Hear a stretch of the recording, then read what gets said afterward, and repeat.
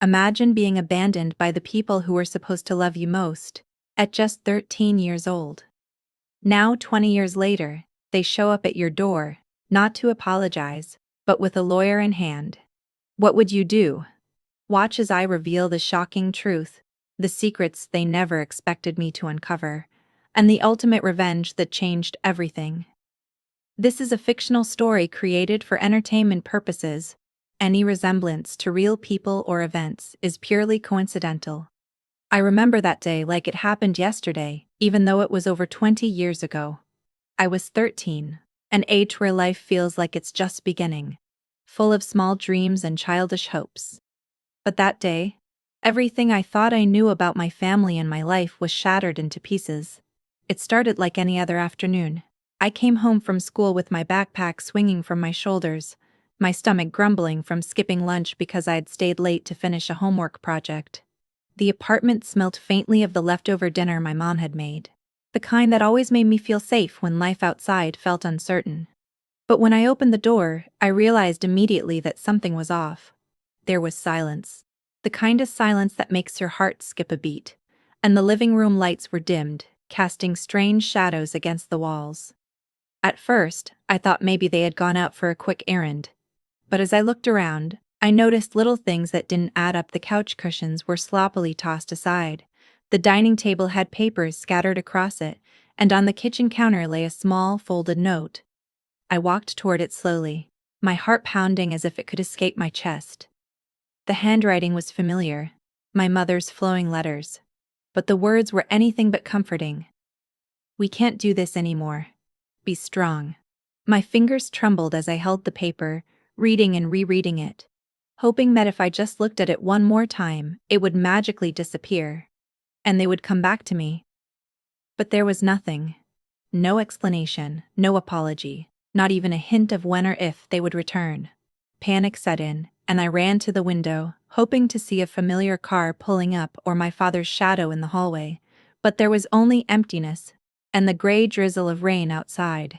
The world felt suddenly enormous, cold and terrifying, and I realized in that instant that I was completely alone. I tried calling their cell phones, but every call went straight to voicemail.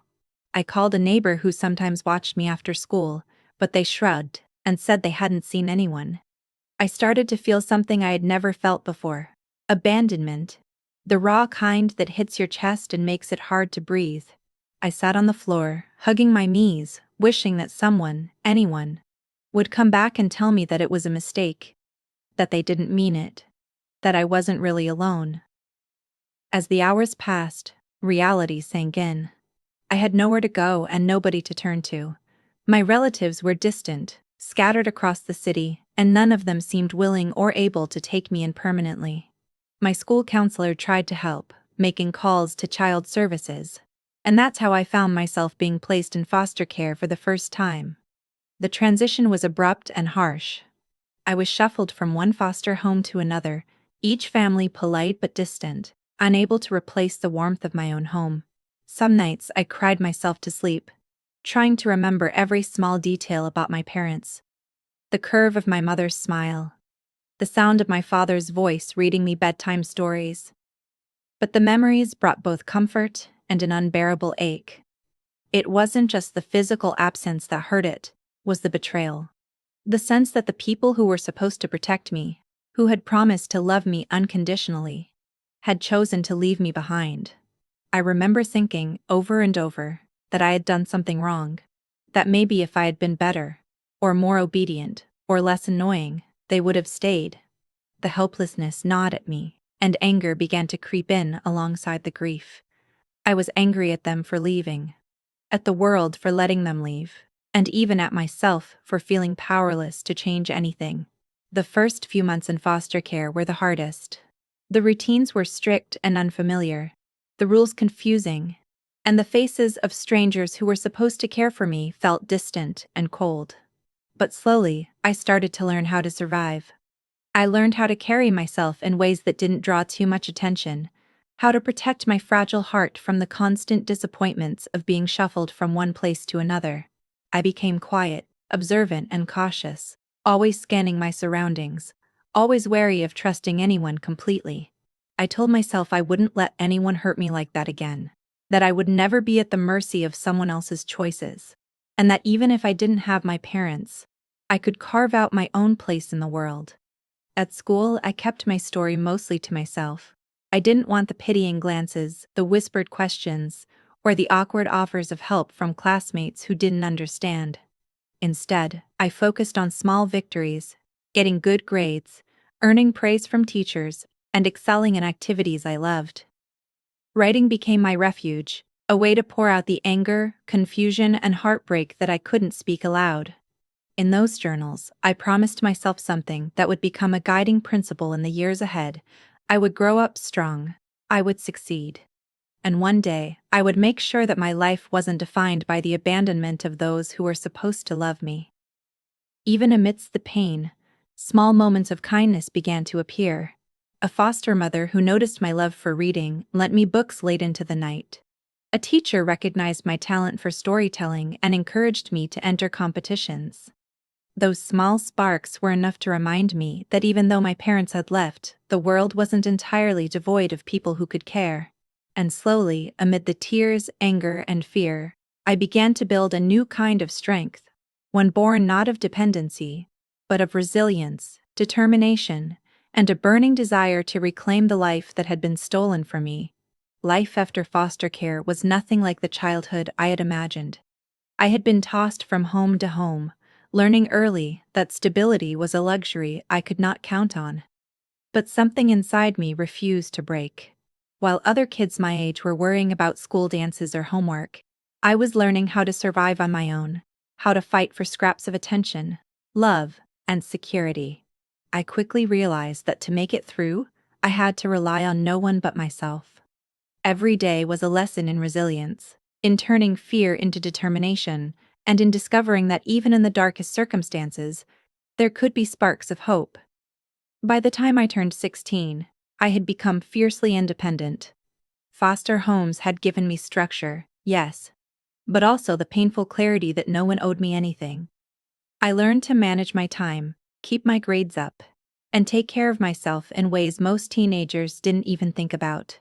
I spent countless hours in the public library, poring over books on computers and technology. I was fascinated by the way coding could create worlds, control systems, and turn imagination into reality. While other teens were out hanging with friends or playing video games, I was writing lines of code, debugging programs, and creating small applications that eventually began earning me some money online. It was the first time I felt a taste of power, a sense that despite my past, I could shape something meaningful with my own hands. The money I earned was modest at first, just enough to buy a second-hand computer and some online courses, but it gave me a sense of independence I had never known. By 18, I had saved enough to move into a small studio apartment. It wasn't much, but it was mine, and that mattered more than anything. I remember the first night I locked the door behind me and realized that no one could kick me out or take away what I had built. For the first time, I felt a quiet pride, a sense that the years of hardship were shaping me into someone capable, resilient, and resourceful. The anger and abandonment I had carried for so long began to transform into something sharper, a drive to never be vulnerable in the same way again. College was a challenge, but I saw it as another stepping stone rather than a burden. Scholarships covered part of my tuition, and the freelance work I continued to do online helped me pay for books and necessities. It wasn't easy. I had to work late nights, juggling coding projects and assignments, often surviving on little sleep. But every line of code I wrote, every project I completed, felt like a victory over the powerless, abandoned child I had once been. I was slowly carving out a future that no one could take away from me, and with every success my confidence grew. By the time I was 21, I had done what I once thought impossible. I had founded my own tech company, starting with just a laptop in my tiny apartment. It was a small venture at first, building software for local businesses, but my reputation for reliability and innovation grew quickly. Clients trusted me not because I had a polished office or a fancy degree, but because I delivered results, and I poured every ounce of effort and ingenuity into my work. The boy who had once been abandoned was now building something tangible, something powerful, something entirely of my own creation. Success, however, did not erase the emptiness that lingered from childhood. Every milestone, every promotion, every new client brought a mix of pride and quiet longing. I wondered constantly about my parents, not for the love I never received, but out of a deep, persistent need to understand why they had left me. Did they ever think about me? Did they regret their decision, even for a moment? These questions haunted me, surfacing in quiet moments late at night when the apartment was silent and the city lights flickered outside my window.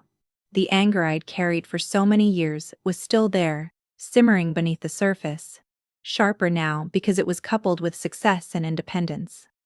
Therapy became a lifeline. My therapist listened as I recounted the abandonment, the foster homes, and the struggles of my teenage years. She once said something that stayed with me. Revenge isn't always about hurting someone else. It's about reclaiming your own power. At the time, the words felt abstract, almost theoretical. But as the years passed and I built my business, I began to understand their meaning. My success, my independence, my ability to live on my terms. That was the true revenge. The quiet yet devastating answer to those who had abandoned me. I realized that I could not change the past, but I could define the future. And in doing so, I was taking back control of a life that had been stolen from me at 13. Amid the late nights of coding and the long hours of building a company, I also discovered small joys and unexpected friendships. People I met along the way, mentors and colleagues, became a chosen family, replacing some of the love I had lost. And while the pain of abandonment never fully disappeared, it became a source of fuel rather than a chain. I began to see my story as one of resilience rather than tragedy, of power rather than helplessness. Every challenge, every setback, every lonely night had prepared me for the life I was now living, a life where I had the strength to face anything, including the people who had once walked away from me without a second thought. As my company grew and my life stabilized, I started thinking differently about the past. The anger and hurt that had once consumed me began to transform into a quiet, strategic energy. I didn't need to act immediately or lash out. I had time on my side. I had the tools, the knowledge, and the experience to ensure that if my parents ever returned, it wouldn't be on their terms. I would be ready, and when the moment came, the scales would finally tip in my favor. It was an ordinary Tuesday afternoon, the kind where I was buried in work, juggling calls with clients and reviewing the latest project for my tech company. The office windows were open just a crack, letting in the warm spring air, and for once, everything felt normal, even peaceful. I had grown so used to controlling my environment, to building my life step by step on my own terms, that I rarely felt caught off guard. But that calm shattered with a single knock on the office door. A knock that sounded firm, deliberate, and unyielding. And it made my heart skip in a way I hadn't felt in years.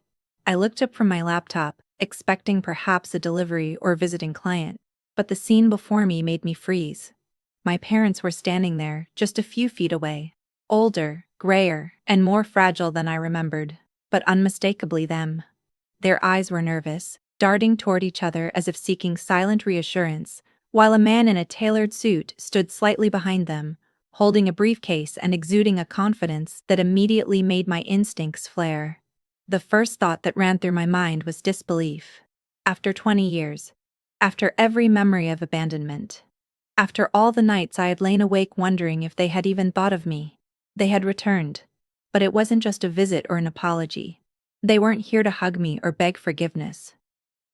My mother's voice trembled as she stepped forward, almost fragile, yet she tried to appear composed. We want to make things right," she said, each word hesitant, almost rehearsed. My father avoided eye contact, his hands fidgeting, betraying the nervousness he tried so hard to hide. The man behind them cleared his throat, and the words that followed made my stomach tighten.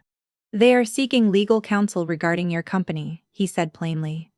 "They believe that, as their child, you may be entitled to certain inherited assets that they now wish to manage or claim a portion of."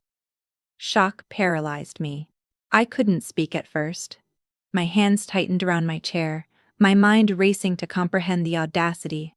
After 20 years of absence, after leaving me to fend for myself, they had the nerve to show up demanding a part of something I had built from the ground up. The anger that had simmered inside me for decades rose like a tidal wave, but beneath it was something sharper, a sense of power awakening.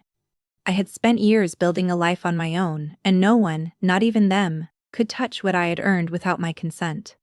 I forced myself to stay calm, masking my fury with a neutral expression. I pretended to consider their words, even as my mind raced. My parents were banking on the assumption that I would be vulnerable, perhaps soft-hearted, that I would fall for their remorseful act and allow them in. What they didn't realize was that the child they had abandoned had grown into someone who was not only strong but strategic. Someone who had learned to anticipate moves and protect what was his. I had spent years documenting every detail of my life, every struggle, every moment of hardship, every time I had been forced to fight alone. That record wasn't just for therapy or personal reflection. It had become a kind of shield, evidence of the abandonment they could not easily dispute. The lawyer began explaining legal jargon, referencing inheritance laws and potential claims they could make. He was careful, methodical, and confident, but I could see the cracks in their facade. My parents shifted uneasily behind him, their faces pale, their hands twitching nervously. I realized that they had miscalculated. They had assumed 20 years of absence had erased the consequences of their actions, but they hadn't counted on the preparation, the intelligence, and the resilience of the person they left behind. I sat quietly for several long moments, pretending to weigh their proposal. I asked questions, some technical, some seemingly innocuous, but each was calculated to test their resolve, to see if they were honest or simply trying to manipulate me. Their answers were hesitant, revealing glimpses of the truth. They had not changed. They had not sought redemption. They had returned only because they saw an opportunity to benefit from what I had built. That realization, bitter as it was, sparked something inside me. Not blind rage, but a focused determination. I began to consider my options carefully. I could confront them with anger, yell, and storm them out of my office, but I knew that would only satisfy the immediate surge of emotion. I had learned the hard way that real power came from patience and planning, not impulsive reactions. I needed to maintain control of the situation, to ensure that whatever happened next would be on my terms. The thought of revenge wasn't just satisfying, it was precise, methodical, and thorough. I had the advantage. They had assumed weakness, but I held the upper hand. The air in the office was tense, thick with unspoken words, as my parents glanced at each other nervously. I could feel the shift, subtle but undeniable, the moment when their confidence began to waver. I realized that the next move could change everything.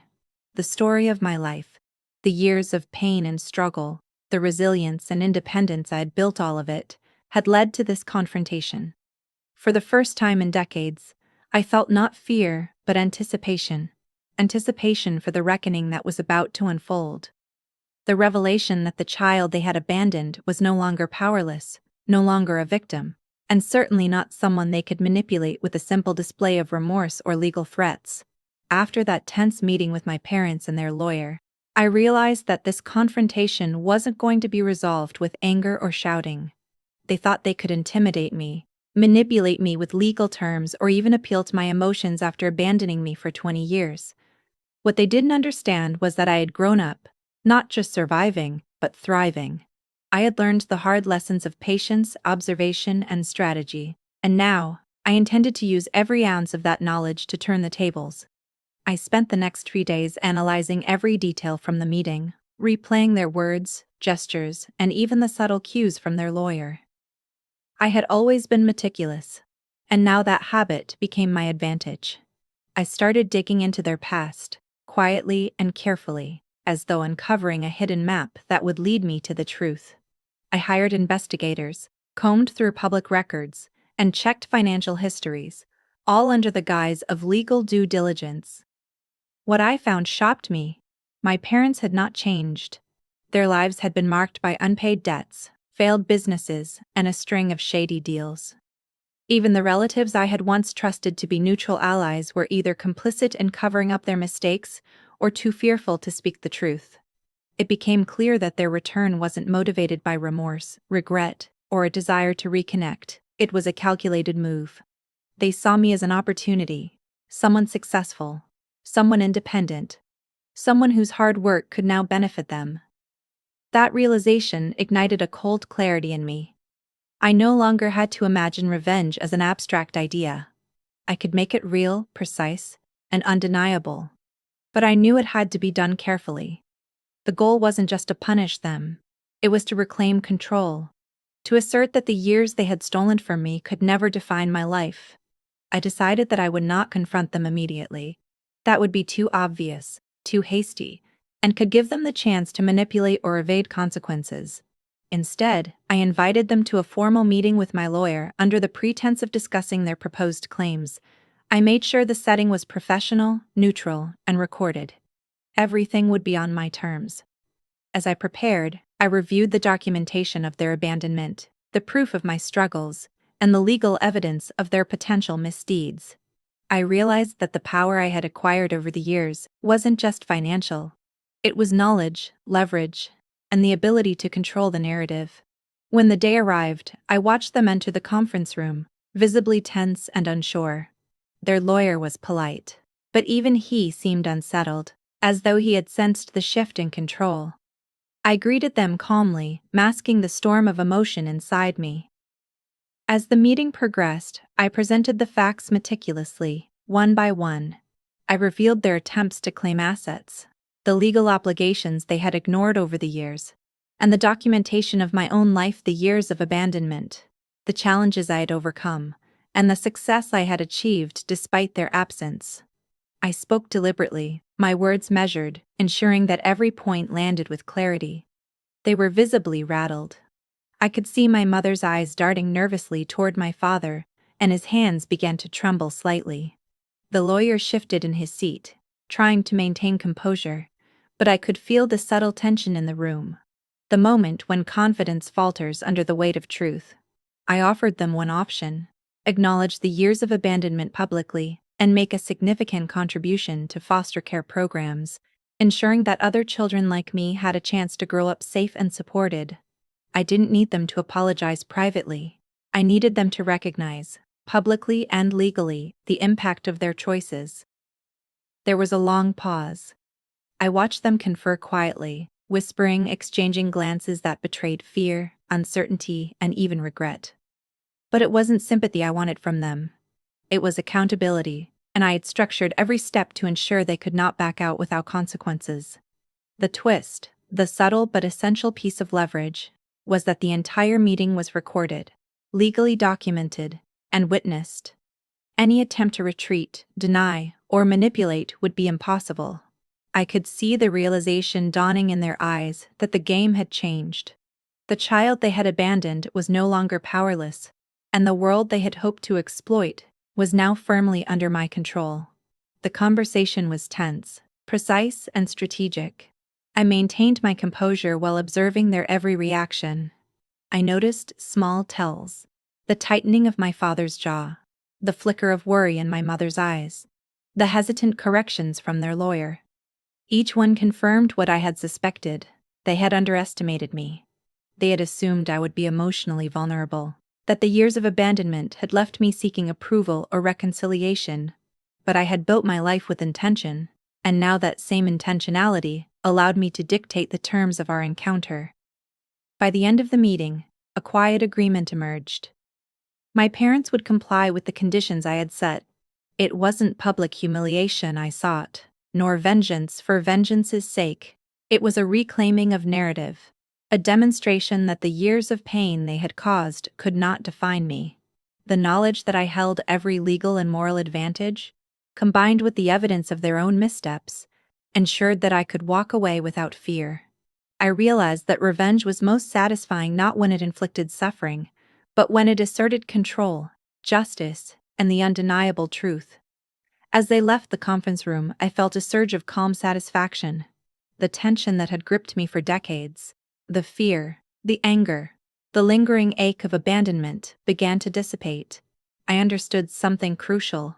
My life was no longer subject to their whims, and the power I had gained was rooted not in retaliation alone, but in preparation, strategy, and resilience. I had turned the past into a tool, not a chain, and the balance of power had irrevocably shifted. The resolution of the confrontation with my parents didn't come suddenly. It unfolded slowly, like a storm finally breaking after years of tension. I had carefully planned every step of our encounter, ensuring that I held the upper hand. When they agreed to the terms I set, it wasn't just a legal or financial victory, it was a reclaiming of the life that had been stolen from me decades ago. The lawyer's recording of the meeting, the documentation of their past actions, and the undeniable evidence of their abandonment ensured that they couldn't renege, twist the truth, or manipulate the situation again. The balance of power had shifted entirely, and for the first time in 20 years, I felt completely in control. Even as they left my office, their faces pale and defeated, I realized that the revenge I had meticulously orchestrated was not about causing them suffering. It was about reclaiming my narrative, asserting the life I had built, and demonstrating that I could rise above the pain they had caused. I had spent years nurturing anger and frustration, but now I understood that true satisfaction came not from punishment, but from empowerment. The years of struggle, the lonely nights, the self-doubt and fear, all of it, had led to this moment, where I could stand firmly in my own strength. The weeks that followed were surreal. The story of my parents' attempt to reclaim what was never theirs began to circulate in whispers among the few who had known the full history of my life. I received messages of support, encouragement, and even admiration from people who had once doubted whether I could overcome such a traumatic past. Yet, despite the external validation, the real victory was internal. I had transformed pain into power, betrayal into clarity, and abandonment into an unwavering sense of purpose. I realized that my success wasn't just financial or professional. It was emotional and psychological. I no longer needed their approval or presence to define who I was. I also began to see the broader impact of my actions. One of the conditions I had insisted upon, the donation to foster care programs, turned out to be more than a symbolic gesture. It created real opportunities for children who, like me, had been abandoned, overlooked, or dismissed. I visited the programs personally, speaking with foster teens who shared fragments of my own story, the fear of being left behind, the uncertainty of whether anyone truly cared, the desperation to survive in a world that often felt cruel and indifferent. Standing there, seeing the hope in their eyes, I understood that my revenge had transformed into something greater than I had anticipated. It had become a way to protect, nurture, and guide others, ensuring that the hardships I endured could be mitigated for someone else. Yet the personal side of this journey was more complicated than simply helping others. Facing my parents, hearing their excuses, and witnessing their reactions forced me to confront old wounds in ways I hadn't fully prepared for emotionally. There were moments when memories resurfaced, memories of rainy afternoons, lonely nights, unanswered calls, and whispered doubts about my worth. I realized that part of reclaiming my power meant acknowledging these memories, not suppressing them. I wrote them down, reflected on them, and let myself feel the anger, the hurt, and even the residual longing for a connection that was never truly possible. Each acknowledgement of pain became a brick in the foundation of my resilience. The most striking moment came when I finally understood the full measure of my parents' absence. They had abandoned me at 13, expecting that I would simply adapt, survive, and perhaps one day be grateful if they returned. They had no idea that the child they left behind would transform into someone unshakable, intelligent, and unrelenting. Their attempt to claim power over me backfired spectacularly, because I had built an identity that could not be stolen, a life that could not be undermined, and a mind that could see through deception instantly. I realized that revenge, in its purest form, wasn't about inflicting suffering. It was about ensuring that the person who wronged you could no longer dictate the terms of your existence. Months later, I found myself in a room filled with foster teens, standing in front of them to share my story. I didn't talk about vengeance in the way most people imagine it. Instead, I spoke about survival, resilience, and the power of reclaiming control over your own life. I told them that they might not choose their parents, but they could choose their future, their values, and their path forward. Watching the eyes of those teens light up with understanding, hope, and courage, I realized that the most profound revenge was not the one that left scars on my parents. It was the one that created strength, opportunity, and purpose out of the darkest moments of my past. Even now, the memory of my parents' visit lingers, a reminder of the choices we make and the consequences we face. I no longer harbor hatred for them in the way I once did, but I carry a quiet awareness of their limitations and failures. They returned with a lawyer, expecting to manipulate and exploit, but they left with nothing, stripped of the power they had assumed they could claim. And I walked away, not just victorious, but whole, knowing that my life, my success, and my ability to impact others were mine and mine alone. In the end, the journey from abandonment to empowerment was not linear or easy. It required patience, strategy, reflection, and the courage to confront deep-seated fears, but it also revealed the strength that lay dormant within me. The ability to turn pain into purpose, and the knowledge that true control comes not from holding power over others, but from holding power over yourself. I had faced the people who had abandoned me, exposed the truth, and emerged stronger, wiser, and more resilient than ever. And in that strength, I found a sense of closure that had eluded me for 2 decades. Thank you for watching my story. From being abandoned at 13 to reclaiming my life 20 years later, this journey has taught me the power of resilience, strategy, and self-worth. Remember, no matter what life throws at you, you can rise above it, take control of your story, and create your own path. If my story inspired you, don't forget to like, share, and subscribe for more real-life journeys and lessons in strength.